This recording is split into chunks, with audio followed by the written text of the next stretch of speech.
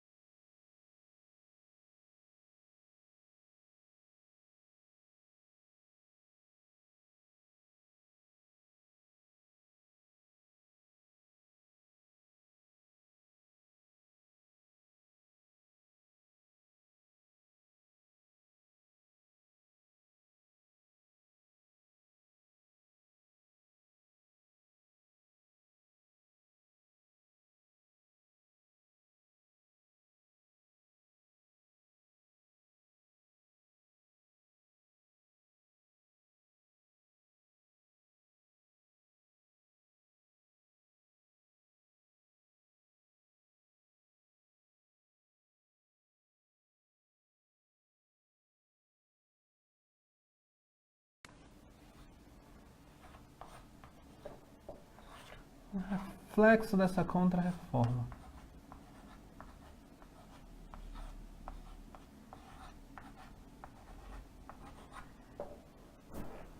Aqui, esses jesuítas precisaram ser bem criativos para começar esse processo de educação, esse processo de catequização, esse processo de aculturação dos índios que aqui viviam. Então eles precisaram encontrar alguns caminhozinhos diferentes para educar. E a gente vai ver isso acontecer por meio de algumas coisinhas. Por exemplo, o teatro.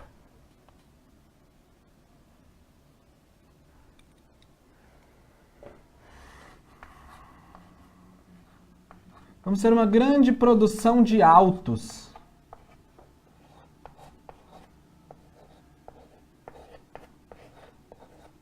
Ok, Dudu, mas o que é um alto? É o contrário de baixo? Não, calma. O teatro, aliás, o alto, é uma peça teatral de curta duração que tem o objetivo de transmitir uma moral cristã. É uma peça, curta duração, que tem o grande objetivo de transmitir, de passar uma moral. É É um teatro moralizante, mas seguindo a grande moral da Igreja Católica.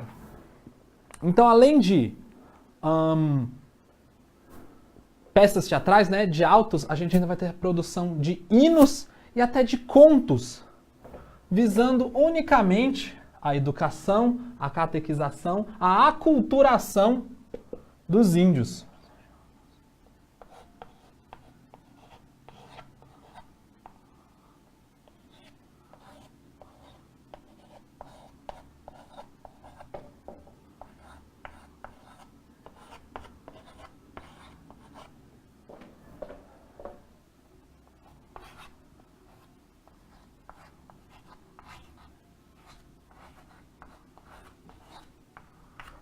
Produção de autos, hinos e contos de teor pedagógico catequético.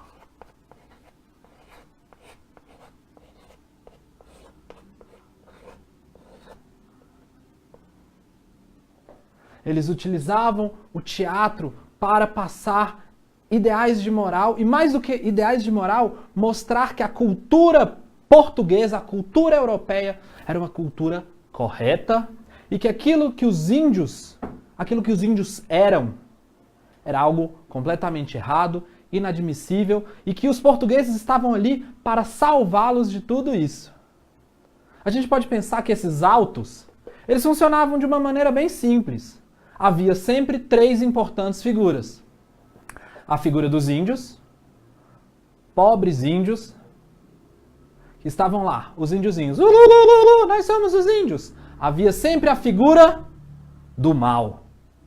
A figura do mal que ameaçava esses pobres índiozinhos e chegava querendo destruir, matar, pilhar, e chegava, eu sou malvado. Mas quem era essa figura malvada? A figura malvada sempre era caracterizada com elementos indígenas, para mostrar para os índios que sua própria cultura era errada, era maligna e os levaria para um lugar horrível, cheio de fogo. Mas existia a figura do bem. E quem era essa figura do bem? O homem europeu. O homem do bem que chegava e ameaçava a criatura do mal, dizendo, você vai morrer, criatura do mal, tome! Eu morri. E é isso. A figura do bem era caracterizada como um homem europeu que varria todo o mal, que mandava embora todo o mal e salvava os índiozinhos, e os índiozinhos agradeciam por isso. A gente ainda vai falar um bocadinho disso. Existiam os hinos. Eles utilizavam os hinos para tratar da oralidade, para tratar da linguagem. Os portugueses ensinavam a língua, ensinavam português para os índios, e os jesuítas também estudavam as línguas indígenas. Os grandes, principais, maiores estudos daquele momento vai partir dos jesuítas. E eles passavam músicas, eles ensinavam os índiozinhos a cantar, mesmo talvez eles não sabendo o que eles estavam cantando, eles treinavam a oralidade do português, a dicção do português. Então juntavam-se vários índiozinhos e todos cantavam abençoa, Senhor, as famílias, amém, para treinar a oralidade.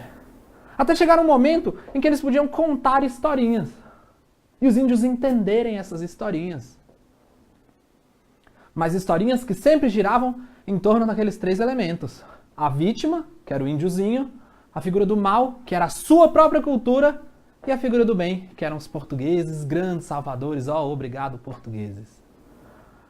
Beleza? Tranquilo, não é? Tranquilinho. Tem uma figura que a gente precisa ter noção de quem é. Essa figura era o Padre José de Anchieta.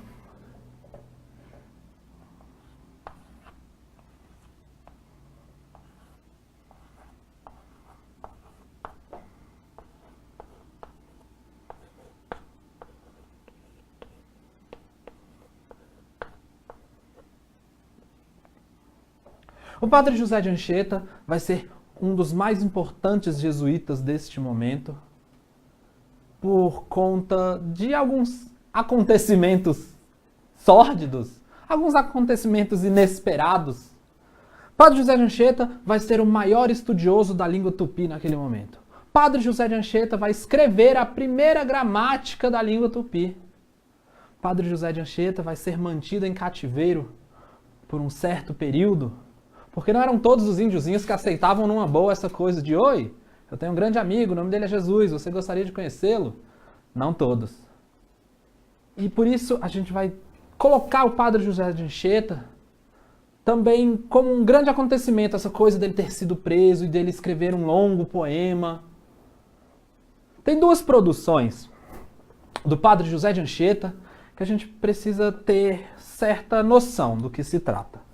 Uma delas, De Beata Virgine Dei Matre Maria.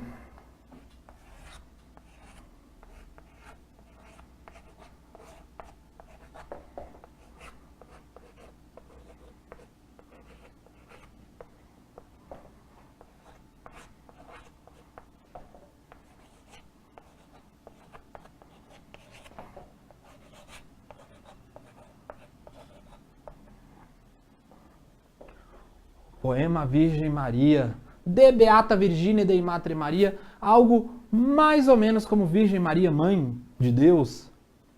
Foi um poema, que fala sobre a vida, fala sobre a Maria, Mãe de Deus, que ele escreveu enquanto ele estava em cativeiro.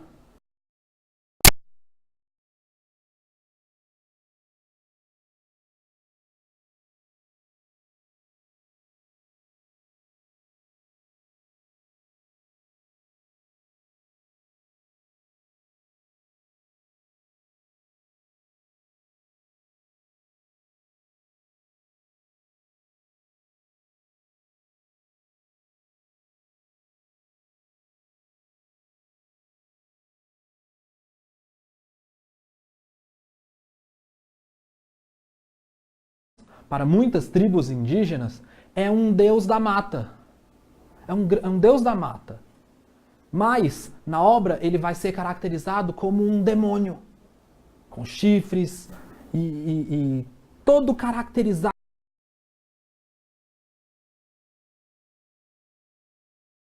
Senhor, tudo que a gente vem conversando nesses dois blocos.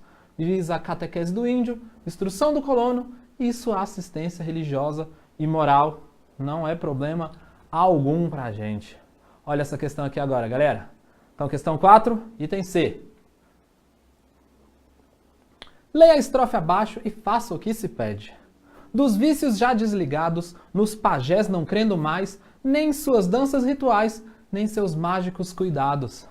José de Anchieta, o Alto de São Lourenço. Galera, dá uma olhadinha aqui.